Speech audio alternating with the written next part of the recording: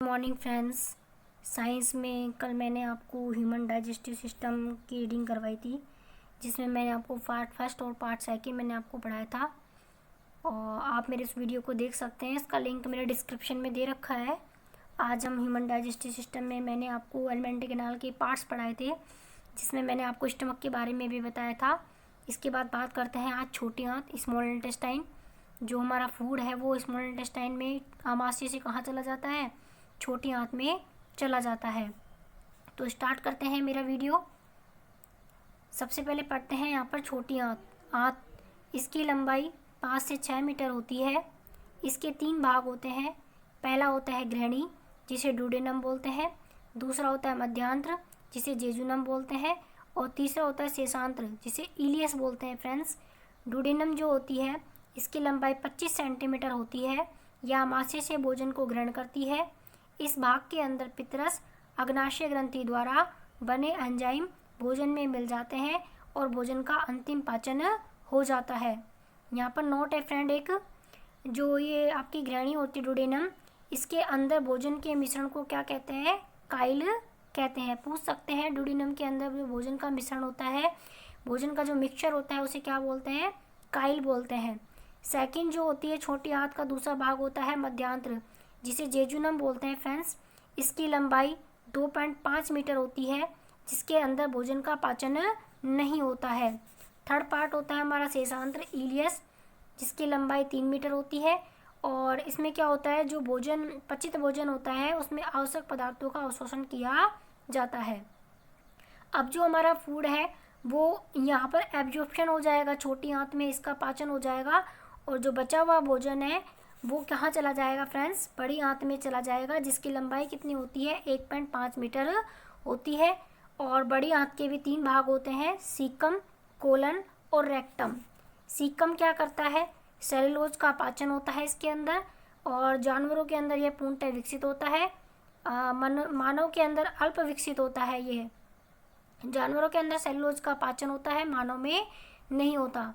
Friends देखो, ये एक इम्पोर्टेंट नोट है। यहाँ पर क्या कह रहा है कि सीकम जो होता है ना, इसमें सेलुलोज का पाचन होता है, इसलिए जो जानवर होते हैं इसमें सेलुलोज का पाचन होता है, जबकि मानव में नहीं होता। क्योंकि इसका रीजन क्या है कि जानवरों के अंदर सीकम पूर्णतः विकसित होता है, जबकि मनुष्य के अंदर यह अल्प विकसित होता है। आगे देखिए फ्रेंड्स, विटामिन B12 का अवशोषण कोलन भाग में होता है।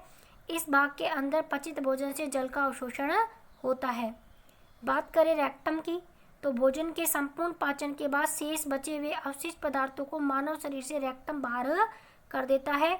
मल के अंदर दुर्गंध इंडोल गैस के कारण आती है। ये आपका एक इम्पोर्टेंट नोट है यहाँ पर फ्रेंड्स, कौन सी गैस के कारण दुर्गंध आती है, ये आती है आपकी इंडोल गैस के कारण आती है। तो फ्रेंड्स, ये हमारा ह्यूमन डाइजेस्टिव सिस्टम जो आज कंप्लीट हो चुका है। फ्रेंड्स, आप मेरे वीडियो को देख सकते हैं, मैंने इसके 3 पार्ट बनाए, पार्ट फर्स्ट, सेकंड और थर्ड।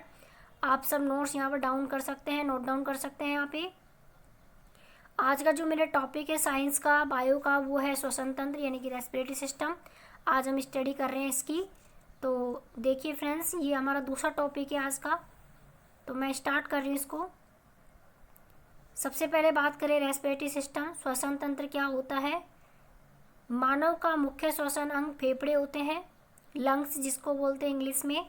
सभी स्थलीय स्तनधारियों का मुख्य श्वसन अंग क्या होते हैं, फेफड़े। सभी जलीय जीवों का मुख्य श्वसन अंग क्या होते हैं, गलफड़े होते हैं। देखो, स्थलीय जीवों का होता है फेफड़े, और जलीय जीवों का श्वसन अंग क्या होता है, गलफड़े। मेंढक व कछुए का मुख्य श्वसन अंग गलफड़े यानी जल के अंदर, त्वचा पानी की सतह पर, फेफड़े धरातल पर होते हैं। प्रकृति के अंदर सभी प्राणी श्वसन क्रिया में ऑक्सीजन गैस काम में लेते हैं, इसलिए ऑक्सीजन को प्राणवायु भी कहा जाता है। फ्रेंड्स, ऑक्सीजन को क्या कहा जाता है, प्राणवायु भी कहा जाता है। आगे देखते हैं फ्रेंड्स, हम बात करते हैं अब श्वसन तंत्र की। श्वसन तंत्र को हम कितने भागों में बांट सकते हैं और कितने कितने इसके पार्ट्स होते हैं, क्या क्या यहाँ पर दिया गया है फ्रेंड्स, देख सकते हैं आप। देखिए, जो हमारा रेस्पिरेटरी सिस्टम होता है श्वसन तंत्र, इसे दो भागों में बांटा जाता है। पहला होता है निश्वसन और दूसरा होता है उच्छ्वसन। निश्वसन 2 सेकंड का होता है, उच्छ्वसन 3 सेकंड का होता है फ्रेंड्स।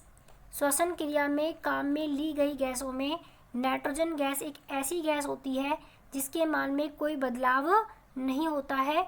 श्वसन क्रिया की दर की गणना स्पाइरोमीटर नामक यंत्र द्वारा की जाती है। फ्रेंड्स, ये बहुत इम्पोर्टेंट आपका एक तरह से नोट है। यहाँ पर आप पूछ सकते हैं कि जो श्वसन क्रिया की जो दर होती है उसको किस यंत्र के द्वारा मापा जाता है, तो उसका नाम है स्पाइरोमीटर। स्पाइरोमीटर ये आप नोट डाउन कर सकते हैं फ्रेंड्स, ये कंपटीशन एग्जाम में भी पूछ सकते हैं आपसे।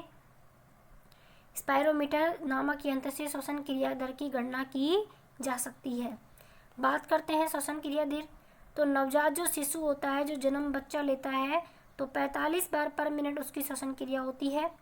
और जो सामान्य जो शिशु होते हैं उसमें 25 से 30 बार पर मिनट, सामान्य मनुष्य में 14 से 16 बार, वृद्धावस्था में 18 बार पर मिनट, और नींद के समय जो श्वसन क्रिया दर होती है वो कितनी होती है, 10 बार पर मिनट होती है।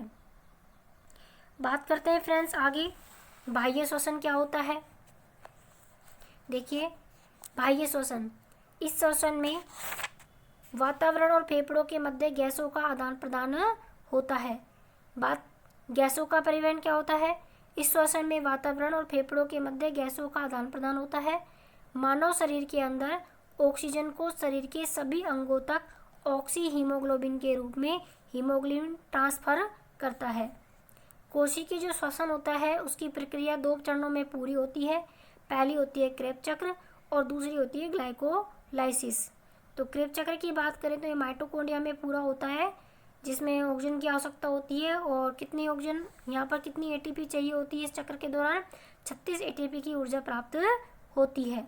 दूसरी बात करें ग्लाइकोसिस की, यह कोशिका के तरल भाग में पूर्ण होती है और इसमें भी किसकी आवश्यकता होती है, ऑक्सीजन की आवश्यकता होती है, जिसमें से 4 एटीपी ऊर्जा प्राप्त होती है। कितनी एटीपी ऊर्जा प्राप्त होती है, 4, और खर्च कितनी हो जाती है, 2, और 2 एटीपी ऊर्जा हमें प्राप्त हो जाती है। फ्रेंड्स, यहाँ पे एक नोट है, मानव शरीर को ग्लूकोज के एक अणु से 38 एटीपी की ऊर्जा प्राप्त होती है। 36 तो यहाँ से हो जाएगी, 2 यहाँ खर्च हो जाएंगे, 2 हमें प्राप्त हो जाएगी। तो मानव जो शरीर होता है उसमें ग्लूकोज के एक अणु से कितनी ऊर्जा प्राप्त होती है, 38 एटीपी ऊर्जा प्राप्त होती है। फ्रेंड्स, ध्यान रखना फ्रेंड्स, ये बहुत ही इंपॉर्टेंट आपको श्वसन तंत्र, मैंने रेस्पिरेटरी सिस्टम पढ़ाया, बहुत ही शॉर्ट एंड स्वीट मैंने आपको यहाँ पर नोट डाउन करवाया है कि बाह्य श्वसन यहाँ पर आपके काम आते हैं। क्रेब्स चक्र जो होता है वो माइटोकॉन्ड्रिया में पूरा होता है। ग्लाइकोलाइसिस की जो प्रक्रिया होती है वो तरल भाग में पूर्ण होती है। एटीपी हमें ऊर्जा के रूप में प्राप्त होता है और जो ग्लूकोज होता है उसके एक अणु से 38 एटीपी की ऊर्जा प्राप्त होती है। फ्रेंड्स, तो ये हमारा रेस्पिरेटरी सिस्टम जो है ये कंप्लीट हो चुका है। ये मैंने आपको शॉर्ट एंड स्वीट पढ़ाया है आज फ्रेंड्स, बहुत ही शॉर्ट है ये और बहुत इम्पोर्टेंट नोट है एक तरह से। तो रेस्पिरेटरी सिस्टम है, ह्यूमन डाइजेस्टिव सिस्टम है और ह्यूमन बॉडी है, इसके पार्ट्स मैंने आपको पढ़ाए हैं फ्रेंड्स। अगर आपको मेरा वीडियो पसंद आए तो इसे लाइक कीजिए, शेयर कीजिए दोस्तों के साथ। Thank you friends, thank you.